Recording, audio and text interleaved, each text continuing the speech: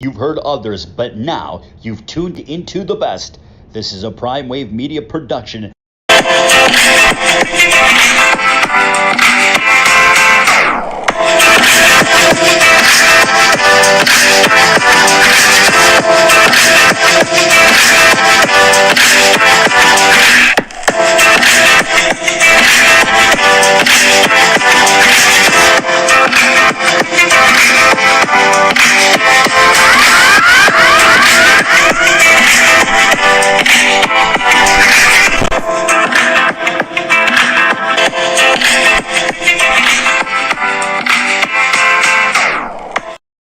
What's up, world? It's the one and only Pop DBacks, the PrimeTime Capper, and I'm feeling good. I'm feeling great, and I hope you are feeling the same. It is time for the premier sports betting show, and man, I'm telling you guys right now, it is a good day. And I know we already had a show earlier, me and Jeff goofing around, doing our thing with the doing our thing with the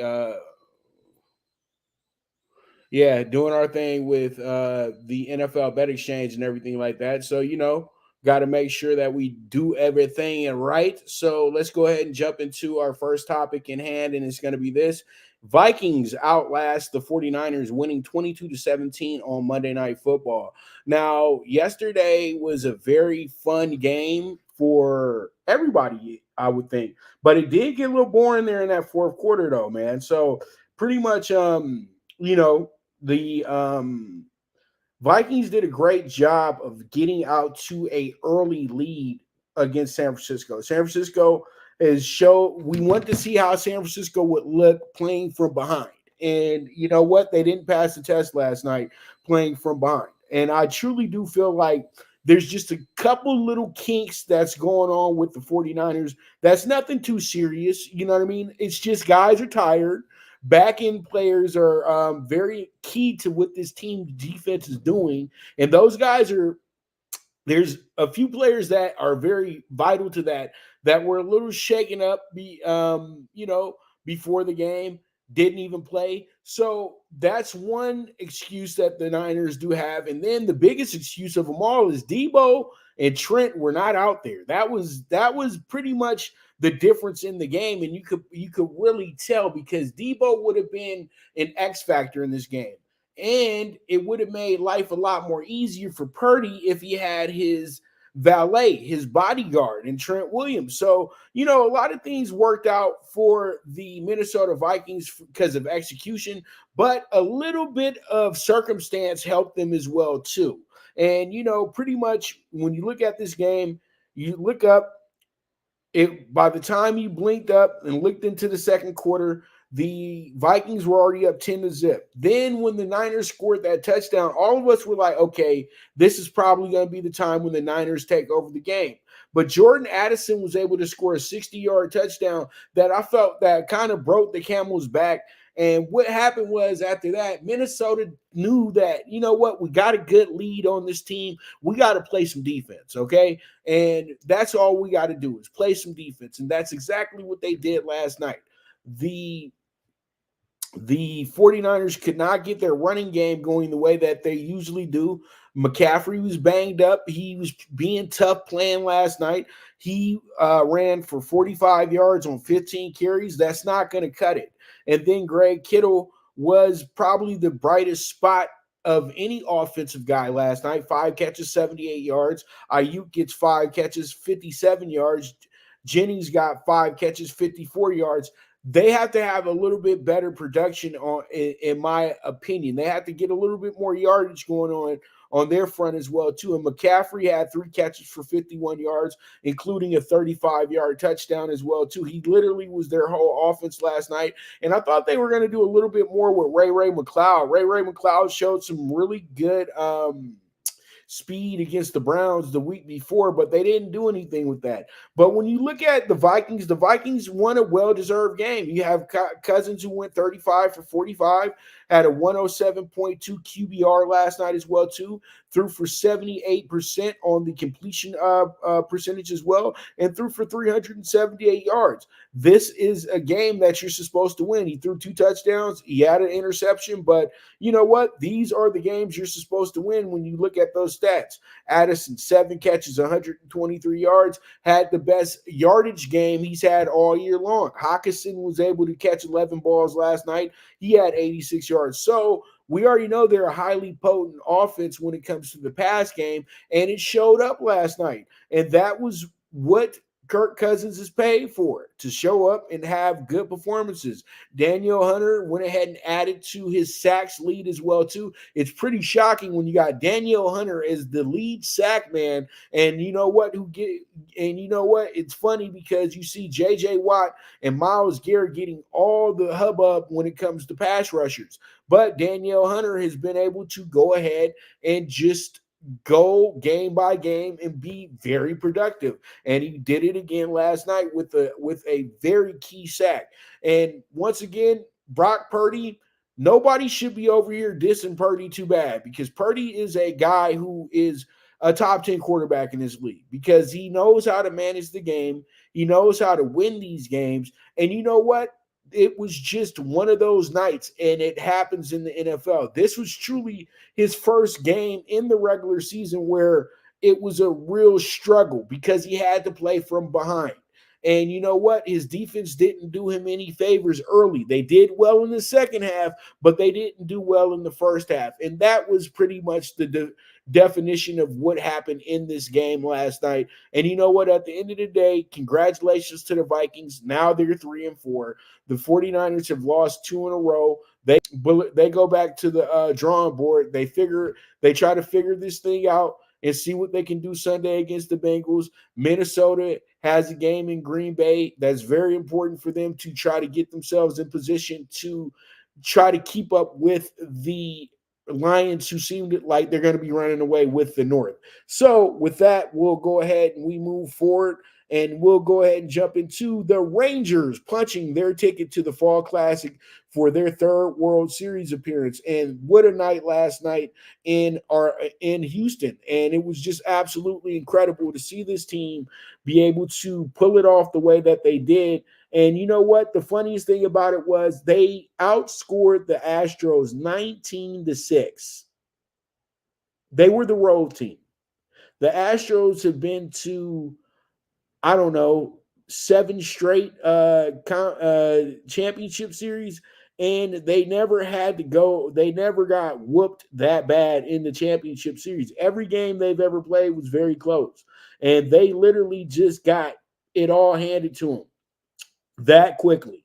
You know what I mean? And I feel like the Houston Astros may have been broken last night, because that was just unfathomable, to be honest with you, because I had every expectation in the world that this team was going to go in there and be absolutely dynamite, and it just didn't happen.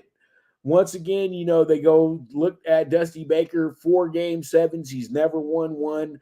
Blase. But you know what? This team was already built before Dusty Baker got here. Dusty Baker didn't put this team over the top to where they won a World Series, and it was because of Dusty. Dusty was a caretaker, okay? So people trying to put the loss on Dusty, that's absolutely stupid. What happened is that the Rangers played championship baseball last night, and that's exactly what happened.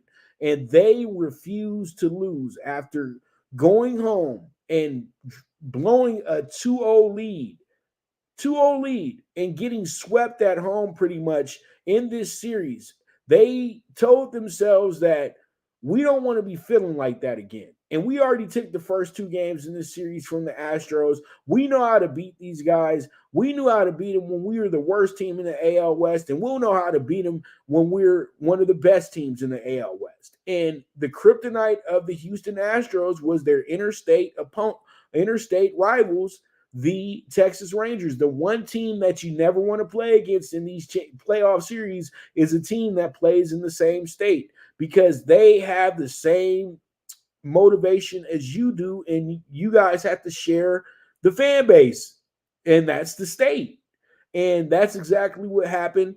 the Rangers had their day at the top. The Rangers have played the best baseball the first half of the season. Let's keep it real. They were the number one team, offensively. They were on pace to set records, all types of stuff. The Rangers were always a consistently great offensive team. Then they became a really good pitching team.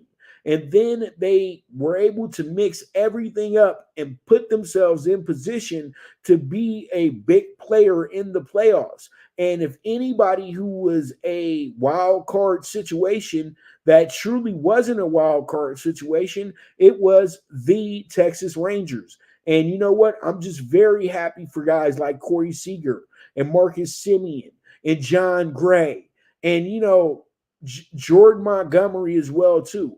These guys have really spent time in the MLB and done great things for the teams that they've played for. Corey already has a ring, but still, this is even more special because that team was a real, team of teams. That Dodger team that won, that was an ultimate team. But this Ranger team needed Corey Seager to lead them. And that's exactly what happened. And so they're moving on. They deserve it, rightfully so.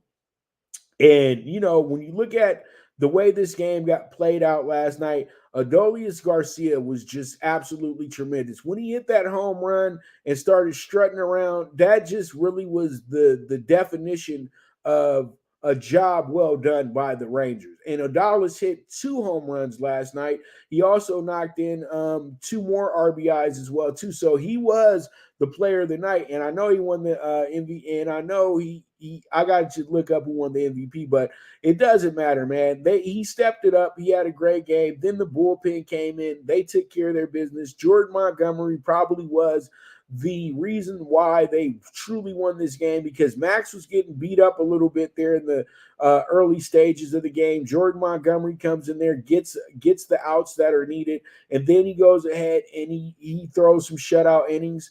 Then you got Chapman who came in late, and he did well too. And then Leclerc, he gave a little run, but they were already up 11-4. So, he did well. He did very well. And so it is what it is. And you know what? Garcia really took that personal, the situation that happened in Arlington before they went to Houston. There was some ugliness there. And you know what? Garcia took that into fruition and he made the Astros pay. So the Rangers are headed to the Fall Classic. They await the winner of Game 7. And that's crazy to me that I'm saying Game 7 of the DBacks and Phillies. DBacks shocked the Phillies with the 5-1 win and forced Game 7. Absolutely incredible.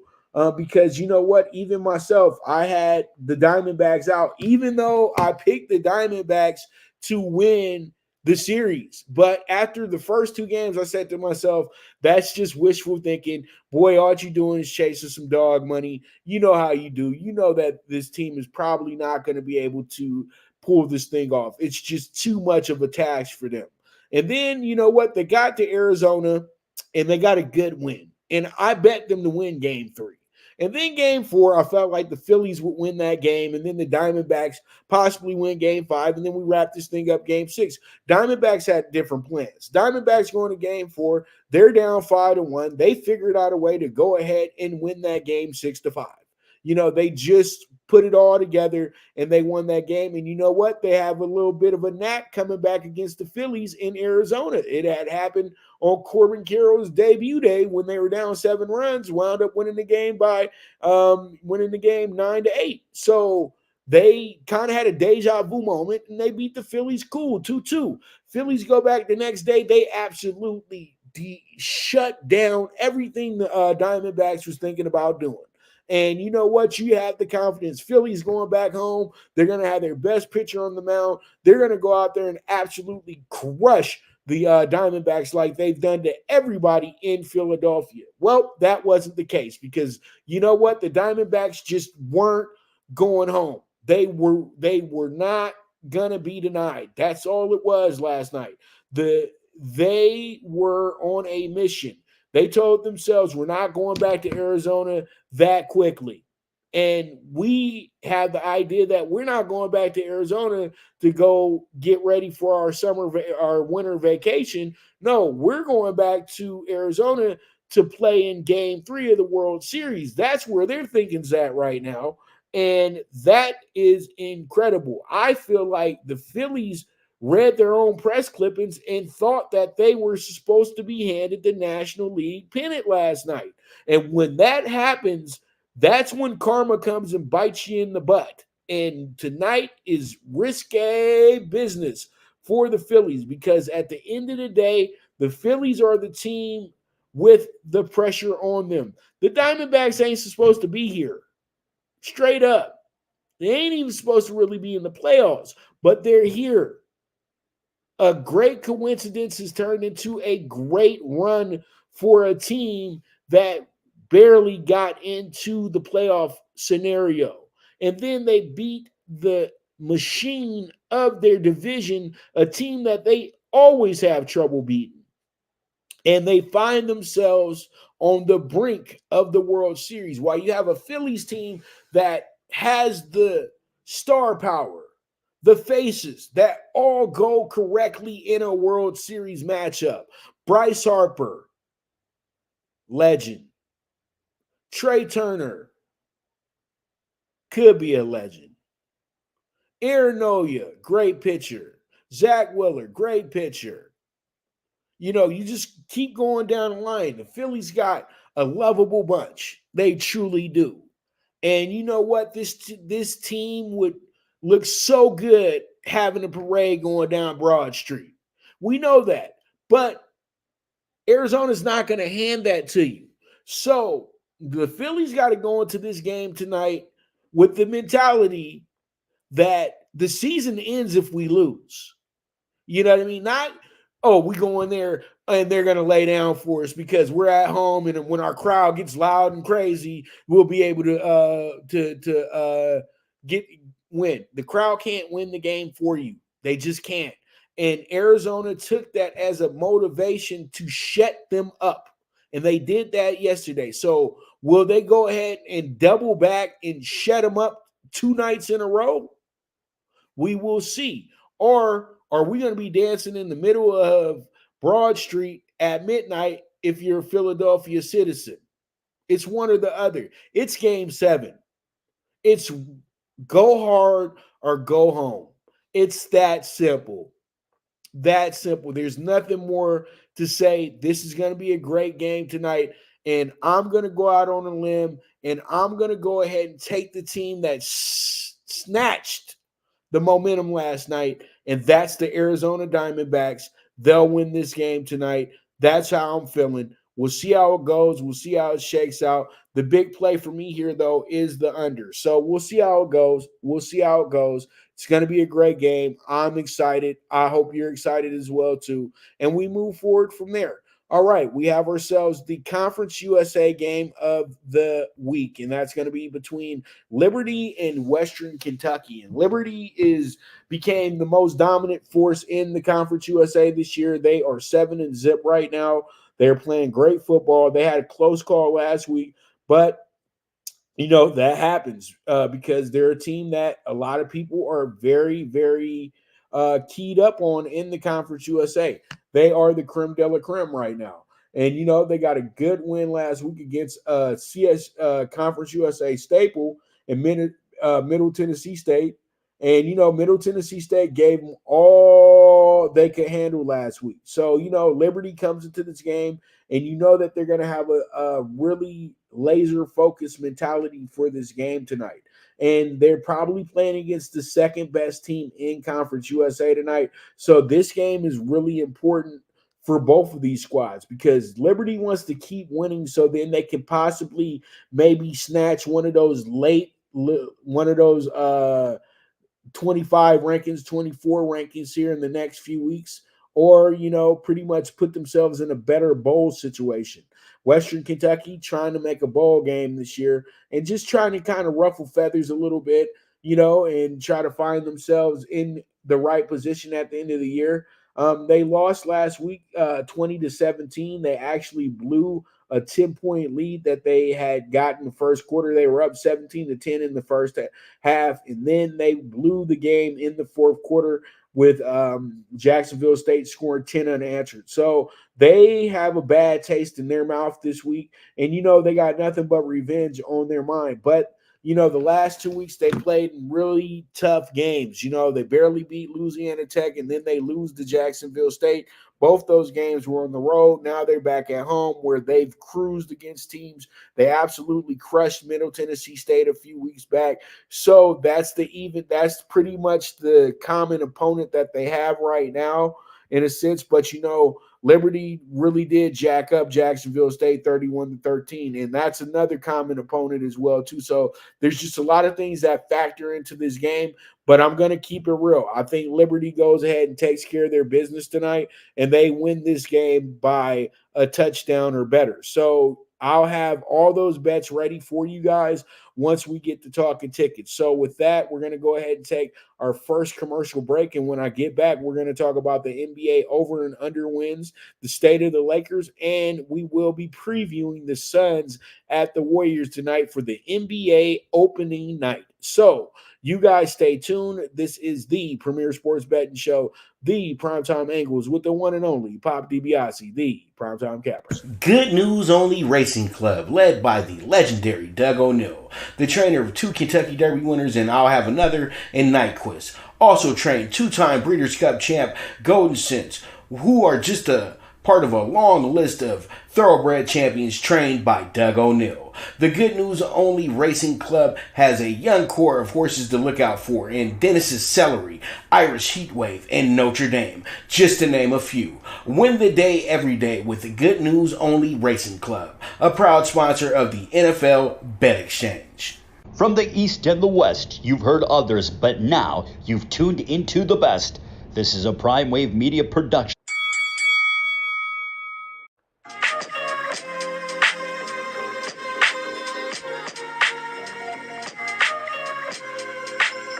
Tune into Big Wave Boxing every week with a brand new guest with the one and only Pop DiBiase, the PrimeTime Capper, getting the best boxing stories, best boxing angles, and the truth when it all comes down to the sweet science.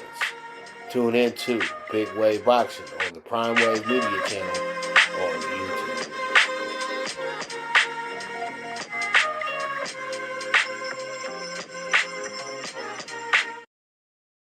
All right, we're back with the premier sports betting show, the PrimeTime Angles, with the one and only Pop DiBiase, the PrimeTime Capper. I'm feeling good. I'm feeling great. So let's go ahead and jump into it. We got ourselves the NBA over-under wins, and let's start off with the OG Atlantic. The Atlantic does have some of the oldest teams in the NBA with the Knicks, 76ers, and the Celtics. These guys are literally original members of the NBA as well too. Well, the 76ers were actually the Syracuse Nationals. So there goes some history for you guys. They're not the first team of Philadelphia. The first team of Philadelphia was the Warriors. And that's why they be over here counting all these championships that they elusively won. Some of them were in Philadelphia. So the Warriors are the original Philadelphia team. They just live in the Bay now. And the 76ers are the old Syracuse Nationals. So that's a lot of fun. It's a lot. I love the history of the NBA when you really break it down. There's so many teams that were other teams before they actually became who they are today. So, that's just a little history for you guys. And we all know that the Toronto Raptors are one of the newer teams in the NBA, even though it's been almost 30 years since they made their debut in the NBA. It's been a while. 1995 was a long time ago.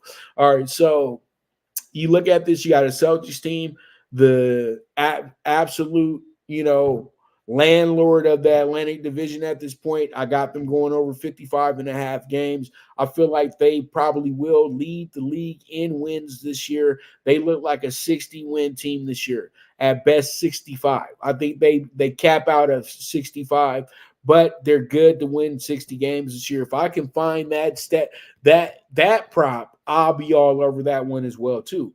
Nets under 37.5, and this is a team that I actually have a lot of respect for, but they just don't have enough. That's the whole thing. They don't have enough to compete night in and night out. Injuries will be a big factor in this team being, a really good team. And I think injuries will play their ugly head on this team. They're going to fight. They're going to scrap. It's going to be tough nights going to Brooklyn, but they're not going to be a playoff team this year. That's just how I'm feeling. You know what I mean? They could possibly be one of the little 10 seeds or 9 seeds, but they're not going to be in the top 6, in my opinion. But we'll see. Then you got the Knicks over 44.5. I feel like the Knicks are going to have a breakout year. The Knicks look like a 50-win team this year because Brunson and Hart and all those guys were able to still keep their chemistry up over playing with Team USA. Barrett was also balling out for Team Canada as well too. They were able to make a pretty good deal to where they got some really sufficient players by getting rid of Obi Toppin, a guy that was kind of a bust in a sense.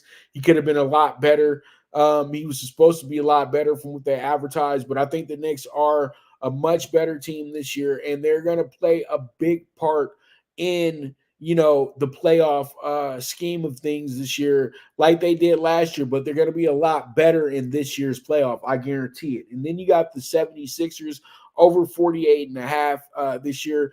Joel Embiid, the reigning MVP, is still the man, in my opinion. I still think that he's the toughest cover in the league. Still, nobody really can stick Embiid, and I think that really sets him apart from the rest of the league at this point. And I know he's going to be much, much better than he's ever been because he's really has a motivation to himself now, and he looks to really want to go ahead and win that NBA championship as well too this year. So we'll see how it goes. We'll see how it shakes out with that.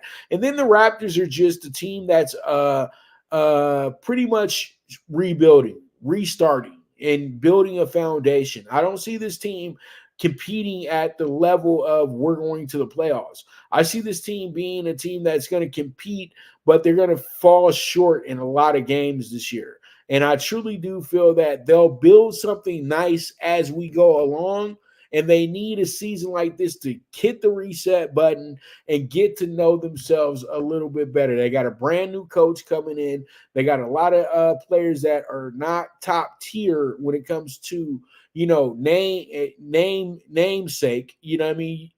They're just players. That's the whole thing. They're not stars. They're in Toronto, but we'll see. We will see. But right now, I think they are a under 36.5 team. So pretty much we move forward. Let's move on to our next. And yes, I got the Celtics winning the title of the division as well too. Minus 240. Nothing really nothing of real true value, but it is what it is at the end of the day. You know what I mean? The Celtics are going to run away with this division. It's that simple. All right, so we have the Central Division. I got the Bulls going under 37.5. I just don't know. This team is just very injury prone. And I know that most of their stars are going to be sitting out at least 30 to 40% of this season as well, because they'll have some lingering injury that'll keep them out a few games, a week, a month. I don't know. But, the Bulls just have been the same story every single year.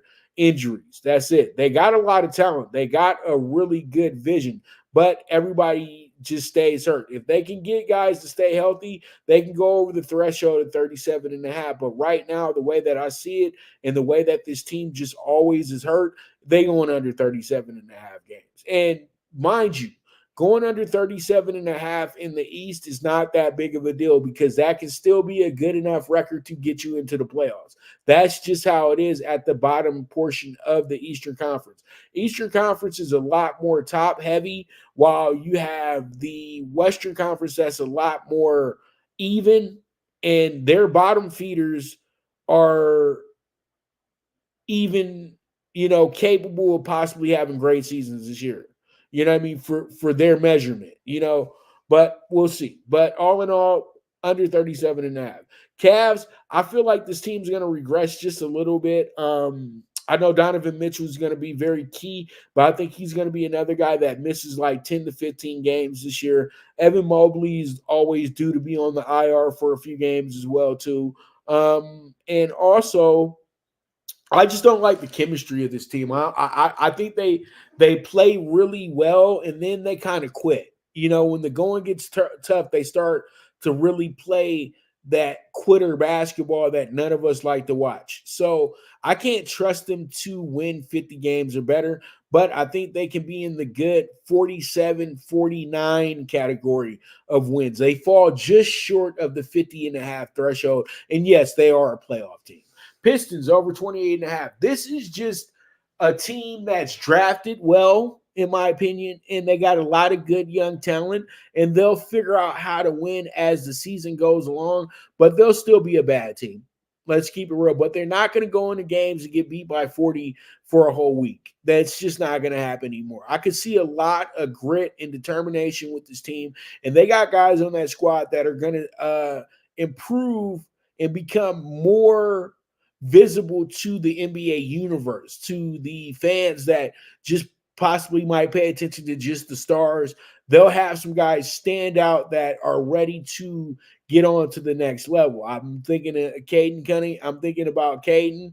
I'm thinking about Cade Cunningham, and then James Wiseman as well too, Duren, and also you have Ivy as well too. So you got something to build with. So the over 28 and a half, I think, is a good number to chase, and I think they're a good 30-win team this year. And I think that's their number. They max out at 30 wins, and then their minimum amount of wins will probably be about 20.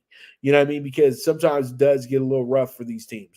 Pistons, so we already did Pistons, but Pacers over 38 and a half. I like the Pacers a lot. I think the combination of Miles Turner and Tyrese Halliburton is going to be absolutely potent.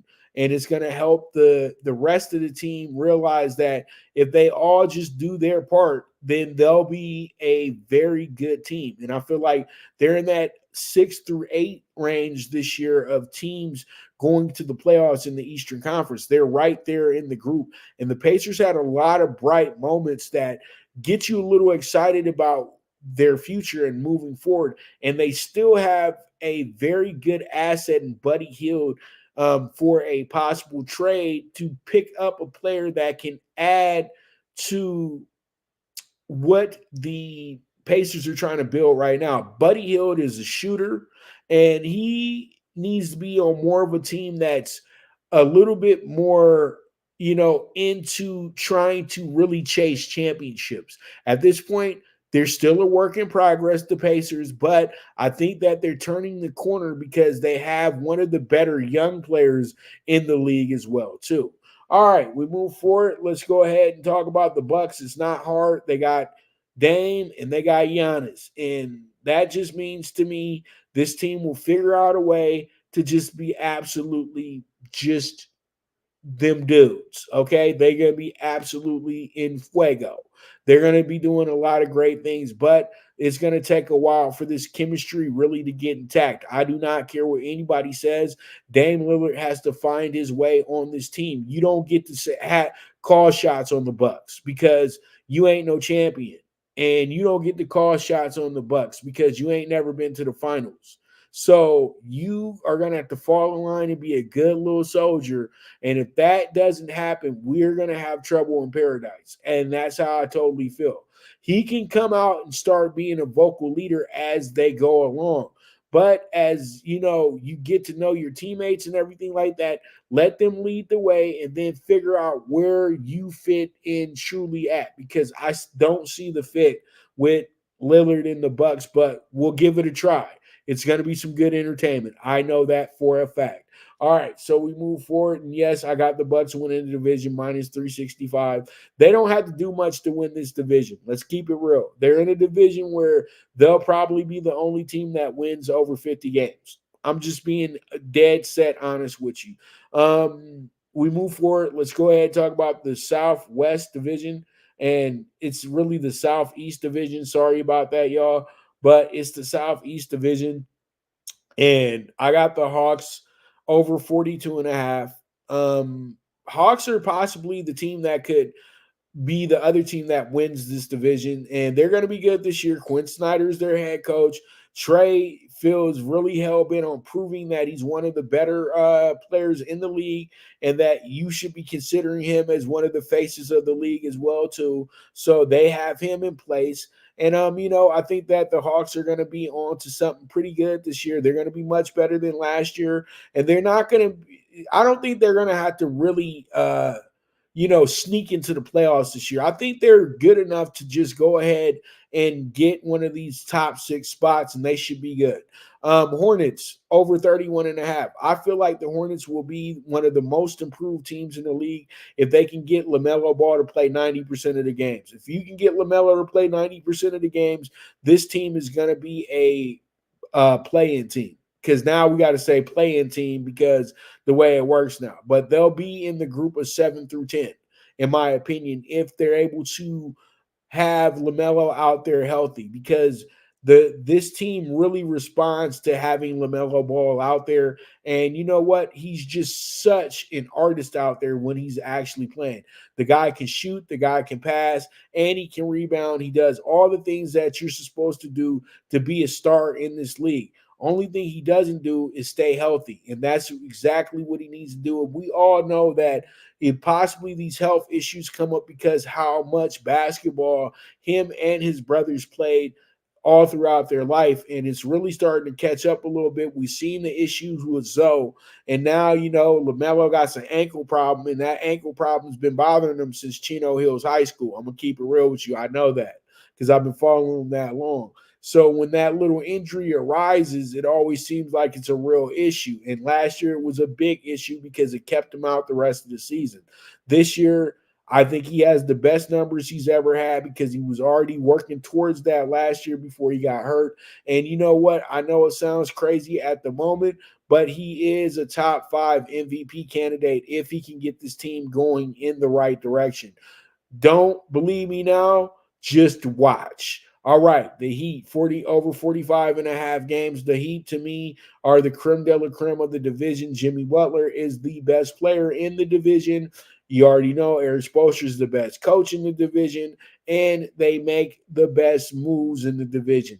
They don't need to go out and go get the star of stars. They just got to go out and get the guys that fit onto their roster. And the Heat are like 5 other teams in the league that actually recruit fits. They don't go after names. They go after fits. That's the thing. And that's why they didn't pursue Dame Lillard as hard as everybody wanted him to, because that would have just been buying a name. It's not getting a fit. That's the whole thing. So the Heat, since they are the best at doing that, the Heat will not have any issues winning the division again this year. So over 45.5 is very possible, and this possibly will be the only 50-win team in the division this year as well. So the Heat might possibly run away with the Southwest, but we know they're going to have a tough time because the Southeast always gives each other a tough time. So it is what it is. And then you got the Magic under 37.5. I feel like this team will underachieve a little bit this year. They're going to make some trades, though, and they're going to, swap some players to really get them in position. But I feel like Banchero played way too much basketball this summer. I felt like he needed to do a little bit more training, a little bit more practicing, and trying to get to know his teammates a little bit better and really build a rapport there, because you got Cole Anthony, a very good player. You got Suggs, who's a very good player. And then you have others that are very good on this Orlando team. Orlando has some of the better young talent in the NBA, but they're an irrelevant franchise, and it makes sense.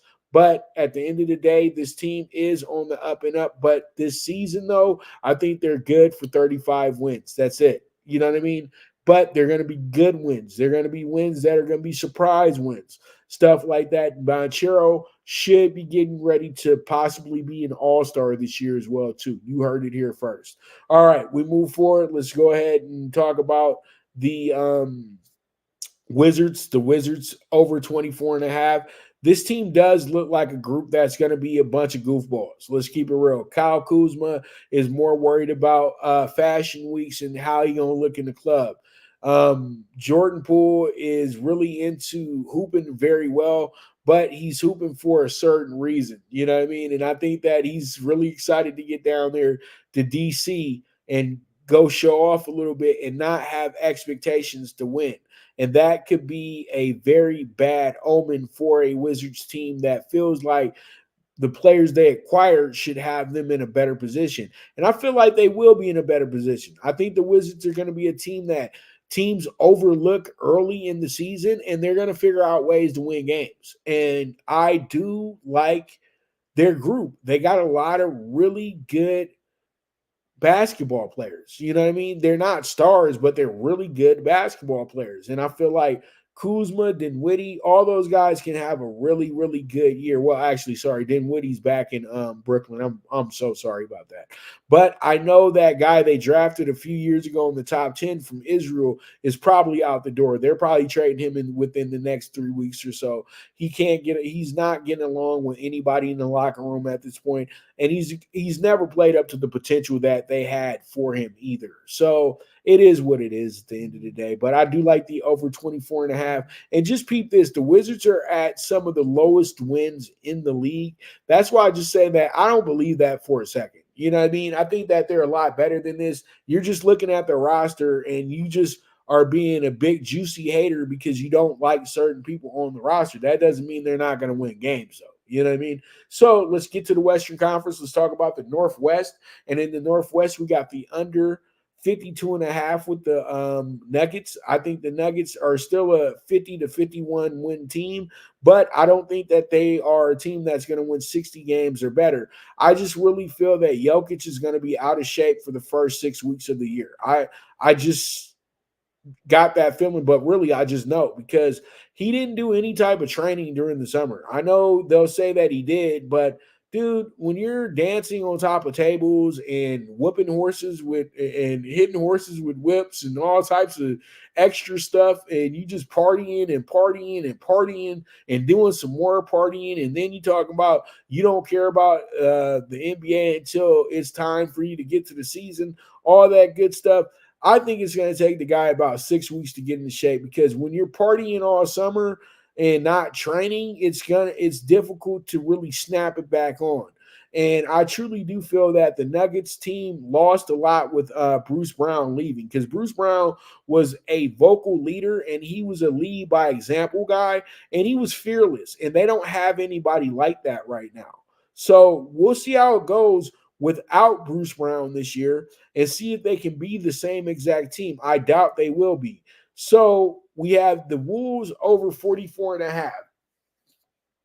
This is possibly my favorite roster in the NBA. And I don't like to play favorites. I don't like to play haterisms, but this roster is so good. And Anthony Edwards is one of my early candidates for MVP this year, or Offensive Player of the Year, whatever award you want to give the kid. I really feel like he's about to come of age. And if he does fulfill my prediction, this team is going to be lights out, straight up. Cat will love it. Cat's going to be one of the better big men in the league as long as he stays laser focused on the task at hand. Rudy Gobert can go ahead and use defense as his calling card like he usually does, but now he has a little bit of motivation down there with the other French guy by the name of Wemby. So, he might want to go ahead and show out a little bit and show that this is how you actually play defense in the league. You know what I mean? Because he knows how to win the Defensive Player of the Year. Wemby is still learning on the job, regardless of how any of y'all feel. Okay, preseason, of course, they're going to give you a little bit of slack, but now we're in the regular season. But we'll get to that when we need to get to that. But all in all, though, I look at this and I say to myself, the Wolves are a 50-win team or better. Okay, and I think that they are absolutely lights out when it comes to roster, coaching, and the motivation that they have to be a better team. Because you know what? They got left out in the playoffs, man. And that was I felt for them, man. I felt real bad for them because they played really hard and they had to play the Lakers and they got put out, man. It's just that simple. You know what I mean? They played the Lakers, got put out. That wasn't fun. And you know what? This is a good motivation for you to move forward, be in that top four like they were at many points last year, and get themselves in the playoffs and put themselves in position to keep building a great team. So we move forward. The Thunder will probably be a lot of people's little sneaky wild card. These dudes are those dudes. Whoop, whoop, whoop, whoop, whoop. But I still think that at the end of the day, you got to have a healthy SAG. You got to have a healthy shot. And if Shaw's not healthy, you're not doing these things that you think you're going to do. And Shaw's already shown us that he's a little injury prone. Even though he was first team All NBA, all that good stuff, he balled out, took Ja Morant's spot on the first team All NBA. Let's keep it real, because that was Ja's spot, but they handed over to SAG because they felt like he was Ja light. You know what I mean? Everything you want Ja to be, but except for the off the court shenanigans. So, there's a little bit of something there. But at the end of the day, the Thunder played well above their expectations last year. And sometimes it's tough to go ahead and duplicate that type of season, especially when you got a lot of young players that are ready to become big stars in the league. I truly do feel this team may need to have some type of trade this year to where they kind of bust things up a little bit and bring in some vets, you know what I mean? And stop trying to build so much with the kids. They've already gotten to that point. They got a bunch of real estate from the Clippers, so they should be good. But I don't think that they're going to be a team that you can look at as a team that's going to be improving this year. I feel like they're going to be regressing just a little bit because they're one trade away from being a really good team in the Western Conference. But for now, they're just middle of the road. Blazers will surprise a lot of people. I know a lot of people feel like, well, they don't have Dame anymore, so they're not going to be that good. I feel like they're going to be really good with the group that they got. I feel like DeAndre Ayton is going to be able to finally be a star somewhat in this league, because he's not going to have to deal with a guy trying to shoot the ball 40 times a game. And he's going to be a godsend to guys like Simons and guys like Sanders and guys like Henderson. These guys are going to love playing with DeAndre Ayton. Ayton's going to love playing with them. Ayton's already been to the finals before, so he knows how to lead. And I think that he just needed a group that wants to listen and wants to get better. I'm not putting them in the finals. I'm barely putting them in the 10 spot, but they're going to be much better than that that 29 and a half number. That's why I have the over 29 and a half. Will they be a 40-win team? It's up to them. But I know that they're going to be much better than 29 and a half wins. Then we have the Jazz, who I feel like are a top 5 lottery team going into this year. I know they got guys that can play. They got really good guys that can play. But the Jazz stay with guys that are hurt. They are literally, half the roster is always hurt. And I feel like that's going to continue this year. Even though they got some good names to run with and some good things going, I still think that at the end of the day, it's going to be a real crapshoot on how this team truly performs. So I got them going under 36 and a half. And now I finally got some actual, juice on the division champs with the Wolves at plus 540. I love that 5-1, man, because I think that's an absolute steal, to be honest with you. So let's see how it goes. Let's see how it shakes out. We move forward from there. We have ourselves the Pacific Division, but I want to do that last. We're going to do the Southwest Division, and we have the Mavs over 44 and a half games. That's almost guaranteed because they have Kyrie and Luka, and they've had a full training camp together, and they have other players intact that will be good role players for this team. So I think that they'll be a good team that wins about 47 to 49 games. I don't see him as a 50-win team because we know Kyrie's sitting out a month at least. When you accumulate all of his games, it'll be a month. You know what I mean? So pretty much they're in a position where if they can get Kyrie to play 75% of the season, I would say that they could be a top 4 seed. If Kyrie only plays half the season, then it might be like it was last year where they're scraping for a final playoff spot. I don't know. So we'll see how it goes. We'll see how it shakes out. And hopefully Kyrie wants to participate for the whole season and not when he wants to. So you look at the Grizzlies. The Grizzlies, to me, one of the better teams in the Western Conference. But they're going to be a little snake bitten to start the year. I know I had some real good things to say about them when we did the preview, but I truly do feel in the first 25 games of the year, they're going to be a team that's either going to be middling at that point or they'll barely be over 500. And then when Ja gets there, he has to get back acclimated again. That's going to take about 5 to 10 games. And so I don't see this team being the team they were last year, but I do see this team being a good 48 to 50 win team this year, possibly. And, keeping themselves above water and being in the playoff race and being one of these top 6 teams. So we'll see how it goes. We'll see how it checks out. We move forward from there. Rockets, I already talked about them a week ago, and I said that they should be much better. They keep moving up their win total. It was at 30 2 weeks ago. Then it was at 31 and a half. Now it's at 32 and a half. I'm damn near scared to take this number because I thought going over 29 games was great. But now you got them at 32 and a half. That's because you know what they have, Dillon Brooks. And that's the defensive gem that they've needed. And the guy who has the guy who's willing to take on the haters, the guy who's willing to take on the team's best player on the other side, the guy who's willing to stand up for the team and be a sacrificial lamb in certain situations. That's him, the villain, Dillon Brooks, a guy I thought the Lakers should have really tried to go get, but hey, that's just me. You got the Pelicans over 44 and a half. And,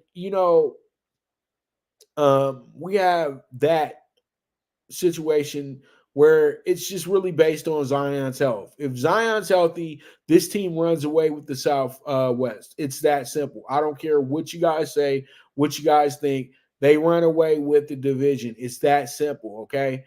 We'll see how it goes, but the over 44 and a half is a very hittable number. I feel like they can win 50 games or better because Brandon Ingram and Zion Williamson are top 5 duos in the NBA. If they can get those two to be healthy for 60% of the year, that's all they need for it to be a really good team in this league. That's all they need. They just need Zion to play over 60 games, in my opinion. And they need Brandon to play over 70. And they'll be right there in the mix of everything. So we'll see how it goes. We'll see how it shakes out. But I do like the over 44 and a half with the Pelicans. And I know you people who always think that somebody's just being a hater because they're not going in the same direction as you. But that doesn't make me a hater. That doesn't make other people a hater. Yes, Wemby is a great project. He's a good-looking prospect. But all this all-time great, he's about to be the best player in the NBA, this, that, and the third. Slow down. Because you guys said the same thing about Greg Oden. You guys said the same thing about Taco Fall. You guys said the same thing about every tall person you've seen over the last decade. I'm going to tell you guys right now, the guy can't step on the court in his first game and score 100 points. Wilt Chamberlain could. That's the difference. Kareem Abdul-Jabbar could. That's the difference. This is what I'm trying to explain is that you're giving Wemby way too much pressure. Wemby is never going to score more than probably 40 points in a game. Ever. Okay? Because he's not really that great of a scorer. And nobody wants to say that. He knows how to shoot a three. Everybody in the NBA knows how to shoot a damn three. Come on. Everybody knows how to throw a damn behind the back pass. Everybody's a damn alien in the NBA. This is not the 24-hour rec center. This is not LA Fitness. This is the NBA. These are the best of the best players. Just because a guy does certain things in games, that doesn't make him that much more elite than the rest of them. It's just something that's pretty cool for a guy that's that size. And I truly do feel that he's not going to play as much as we want him to. And it's not going to be because he's hurt. It's going to be because he's learning. And Popovich will make you learn. That's the whole thing. And the Spurs don't have enough of a supporting unit to really say that they're going to give anybody any headaches. Only thing they'll do is they'll look good on national television. They'll have a couple upset wins over some great teams, and they'll build a Wemby story up for this year. That's all they're going to do here. But y'all expecting Wemby to go out there and go 30, 30, 30 every night? That is not ever going to happen, okay? The guy has to be able to even stay on the court. I don't see the durability. I don't see the wind. I don't see any of that yet, but it can be built as we move along. And I just keep saying this. If Wemby dedicates himself to the defensive end of the ball, he'll be fine. He'll be good. He'll be great. He'll be the defensive player of the year. And that will probably give the Spurs the best opportunity to actually sneak into a playoff situation. But I just don't see that happening because I don't see him being on the court that much. This is a learning year for Wemby, in my opinion. And I know everybody feels like, no, throw him in there now. He ready now. Chill. If you want him to last 10 years, chill. Just chill. Okay? He's a freak. We know that. But chill. It ain't Wilt. It ain't Kareem Reborn. It ain't none of that shit. Okay? Just relax. Relax. You just want him to be better than Sean Bradley at this point. It's that simple. So, with that, that's going to be the Southwest. Now, we've went a long time with this, so I'm going to kind of zip through the Lakers through this situation. Pacific Division has the possibility of sending all 5 teams back to the playoffs again. You guys do know that they had all 5 teams in the playoffs last year, and all of them played in the actual playoffs as well too.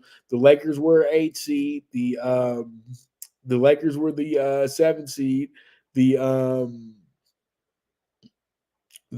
Suns. Who did Nuggets play in the first round? I'm trying to remember. Who did the Nuggets play in the first? Oh, they played Minnesota. So yeah, you had the West 4 through 8 last year, 3 through 8, pretty much 3 through 8 last year, or 3 through 7.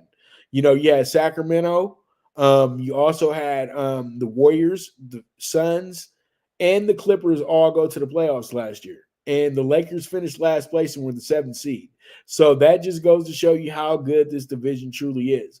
And the funniest thing about it is the champion of the division last year has the least amount of wins here. So the Warriors under 48.5, I feel like this is their twilight year. I think everybody's going to realize how old they are. And bringing in an old Chris Paul is not going to improve your chances to win an NBA title. What it does is it gives you a point guard to have when Curry goes out for 10 games. So pretty much the under 48.5, I'm sticking to it. I think that they're a 45-win team at best, and they're going to have to do this play-in situation again this year. The Clippers, I got them going over 46.5. If you can get their big three to play 60 to 70% of the season, the Clippers should be one of the top seeds in the playoff situation this year. They should be in the top 5. So we'll see how it goes. We'll see how it shakes out. But the Clippers really do need to make this ultimatum year for their big two. And say to these guys that we need more from you guys. We need to be at least in the finals, or we got to go ahead and bust this thing up because we gave up way too much and we've gotten way too little of the expectations that we expected. So, yeah, I think that it's an ultimatum year for the Clippers. So they got to step up or step off. It's one or the other. Lakers over 47.5, and you guys know I'm probably going to be, you guys, I know, oh, he's homering for the Lakers, and Laker. Rah, rah, rah, rah, rah. The Lakers can win over 47.5 games, but they got to keep everybody, they got to keep their 2 stars as healthy as possible. LeBron's old, So LeBron, he's not going to play 82 games this year. LeBron will probably play about 65 to 70 games this year. AD has to be in the lineup 90% of this season. We can't have an AD miss 6 week situation. We can't have an AD miss 3 week situation. The Lakers just aren't strong enough on the front end for that situation because they don't really have anybody else at the center position or in the block that can give you the production that AD can give you. So you have to be able to keep AD as healthy as possible this year for you to make the true run that you want to make. Because in LA, it's championship or bust. It's not, let's make the playoffs to see what we can do. No, it's title or bust in LA. It doesn't matter who the roster is. Even when the Lakers were winning 20 games a season, these idiots still had NBA Finals aspirations. So you just have to understand the Lakers are in a position to where they could win 50 games this year or they could win 48 games this year. That's the number that I have for them this year. But I would like to see the Lakers play much, much better than that and, be a team that's in the top 4 and not have to worry about being in no play-in. Suns under 52.5, but I still got the Suns winning the division. That doesn't mean that the Suns are going to be, well under 52.5. I feel like they can land right on 52 wins, and that's why I have them at 52.5 because I feel like their win cap out is at 50 to 52 wins this year. That's where I got them at. So that's where I'm going to keep them at. And then the Kings over 44.5. They're a 50-win team, no doubt about it. And the Kings will still loom the danger in this division this year because they have De'Aaron Fox, literally the most exciting player in the conference and possibly in the NBA. And then you got a great all-around player in Sabonis as well, too. So there's a lot of things working out in your favor if you're the Kings. And you have the confidence of winning the division championship last year. And let's just go ahead and say it.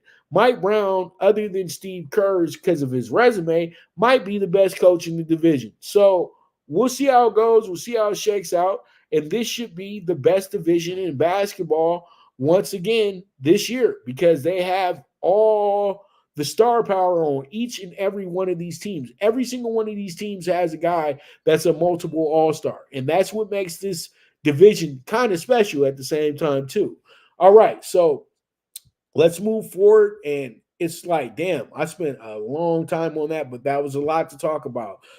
We have State of the Lakers. And you know what? I'll be really simple here. It's opening night.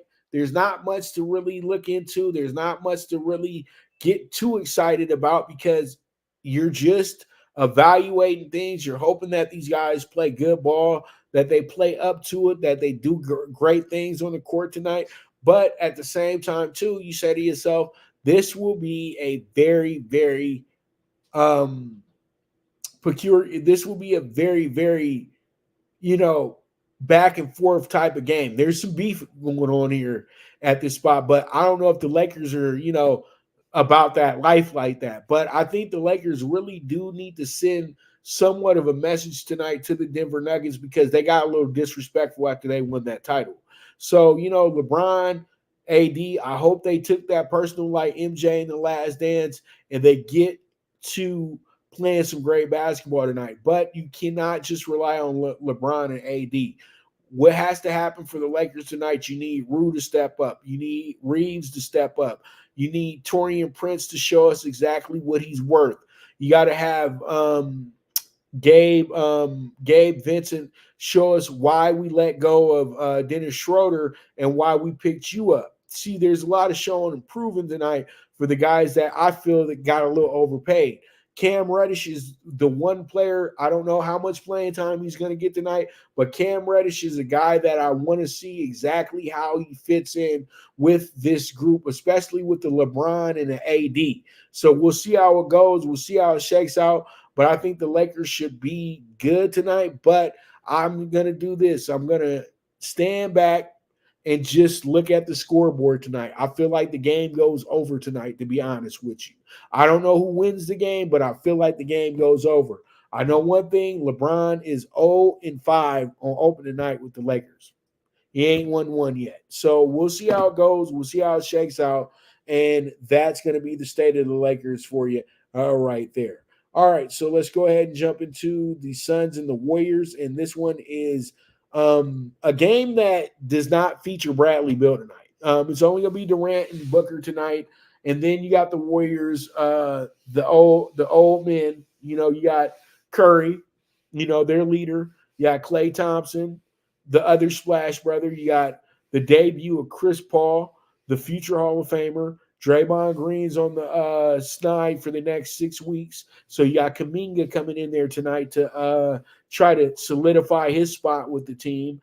And then you do have some bright spots coming in there as well, too. You got Moody playing tonight. And there's going to be some things with the Warriors like, is this, you know, how are we going to be doing this now? Because it's really tough for me to really take any, you know, confidence in this team because they brought in Chris Paul. And that was just one of the weirdest moves ever because Chris Paul is in his twilight. Why would you bring in Chris Paul? So, you know, you just question these things. And then you have the Suns who are on the brink of being, you know, a way better team than they've ever been, you know, because they have the three players that you need to get yourself to the finals.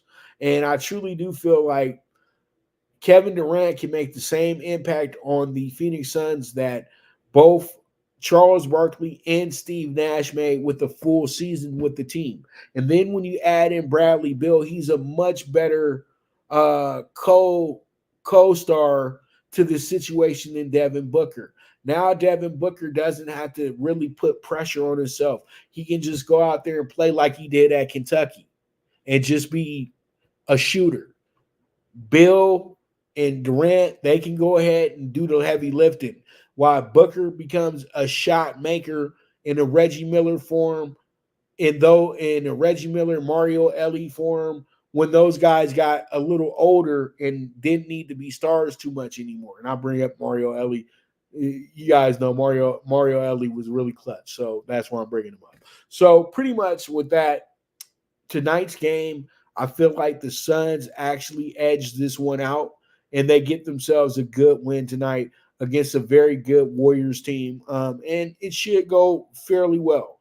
I think that this is going to be the game of the night. I think the Lakers and Nuggets is going to be more pageantry than anything. You're going to have the unveiling of the banner. You're going to have the rings getting handed out. And you know what? By the time we're playing basketball, who cares? You know what I mean? But this game, everybody's hooping. Everybody's going at it. Everybody's figuring out how they're going to be the star of the night on ESPN. So I like KD and the Suns tonight, plus 125. Let's see how it goes. Let's see how it shakes out. And we will go from there. So with that, I'm going to take one last commercial break. And when I get back, we are going to jump into Talking Tickets. So you guys stay tuned. This is the premier sports betting show, the PrimeTime Angles, with the one and only Pop DiBiase, the PrimeTime Capper. Now you and your friends can compete in the sport of kings and win big with Stable Duel. Get the app, pick your horses, and get in on the thrill of horse racing with daily games competing against other players. Bring home the glory and the cash, and move up the annual leaderboard while you leave your competition in the dust. Get in the game with Stable Duel. Play, race, win. Good News Only Racing Club, led by the legendary Doug O'Neill, the trainer of 2 Kentucky Derby winners and I'll Have Another and Nyquist. Also trained 2-time Breeders' Cup champ Golden Sense, who are just a part of a long list of thoroughbred champions trained by Doug O'Neill. The Good News Only Racing Club has a young core of horses to look out for in Dennis's Celery, Irish Heatwave, and Notre Dame, just to name a few. Win the day every day with the Good News Only Racing Club, a proud sponsor of the NFL Bet Exchange.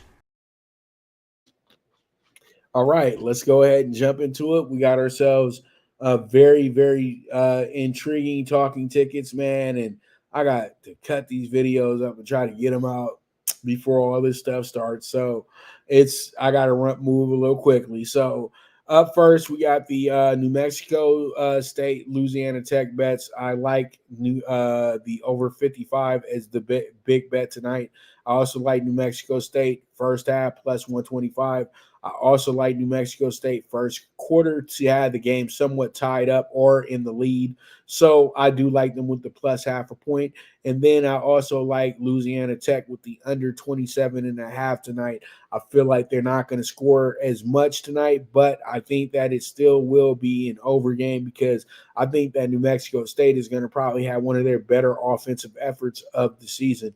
All right, we move forward to the next Conference USA game, and that's going to be between Liberty and Western Kentucky. I like Liberty. I like Liberty a lot tonight. I'm taking them with the 4.5 tonight. I think that they should be good money. They're the best team in the conference. They're 7-0. They're trying to get themselves into the top 25 in the next week or two. And I think that with an absolutely outstanding performance tonight, they'll be able to get in there this week. But win the game first and win the game by a touchdown or better. So I'm taking them with the 4.5. Also like the over 29.5 first half. I like the Liberty money line first quarter. And yeah, I'm just kind of Liberty crazy right now. I'm going to take the 6.5 plus 120 adjusted line. Let's see how it goes. Let's see how it shakes out. We move forward from there. We have ourselves the Lakers Nuggets bets. And tonight I'm going to take the over 228.5. I'm also going to take the Lakers with the plus 3. I'm also going to take the minus, that's a minus 115 as well, too. I'm also going to take the Nuggets minus 1.5, minus 115 first quarter. And then I'm going to take the Lakers over 111.5 team total minus 115 tonight. All right, we move forward to the nightcap in the NBA. It's going to be the Suns money line plus 130. We got the under minus 110 to the under 119 first half. Then we got the Warriors coming out blazing in the first quarter with the minus 135 money line. And then I got the Suns winning this game by 2 or better with the plus 125 alternate line on a 1.5. So we get ourselves a good 2-point win. We go ahead and cash out a plus 125 and a plus 130. That literally equals out to a plus 255. So, you know, you got to math this thing correctly. So we'll see how it goes. We'll see how it shakes out. We move forward from there. And we wrap it up with the NLCS Game 7 bets. I got the Diamondbacks plus 1.5. That's not money line. That's just the Diamondbacks plus 1.5, minus 135. We also have the under 4.5, minus 120, first 5 innings. Then we have the under 6.5 plus 170 alternate line. And then we also have the Diamondbacks winning this game by 2 or more runs plus 235 alternate line. And there it is. There it is. That is Talking Tickets for today. I thank you guys so much for tuning in. You guys are the absolute best. And as I always say, bet with your head, not with your heart. The movement is moving. And I am gone.